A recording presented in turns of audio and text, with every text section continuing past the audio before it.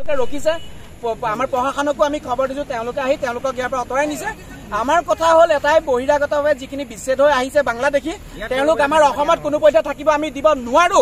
আৰু নিদিও নোৱাৰে কোনো পধ্যে থাকিব নোৱাৰে দেখা গৈছে পুলিচ প্ৰশাসনে আহি আপোনালোকৰ লগত কথা পাতিছে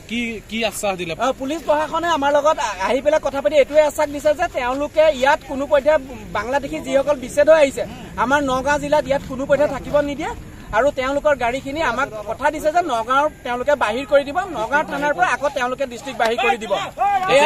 এতিয়া গাড়ীসমূহ কলে লৈ গৈছে এয়া নগাঁও ডিষ্ট্ৰিক্ট নগাঁও টাউন পাৰ কৰি পেলাই প্ৰতিখন ডিষ্ট্ৰিক্ট পাৰ কৰি পেলাই তেওঁলোকে লৈ যাব প্ৰশাসনে জয় আই অসম জয় আই অসম কলিয়াবৰ বীৰ আছিল সেনা জিন্দাবাদ কলিয়াবৰ বীৰ আছিল সেনা জিন্দাবাদ বহিৰাগতভাৱে অহা বিদেশী ইয়াক স্থান দিয়া নহ'ব জয় আই অসম বহিৰাগতভাৱে অহা বিদেশী বাংলাদেশী হুঁচিয়াৰ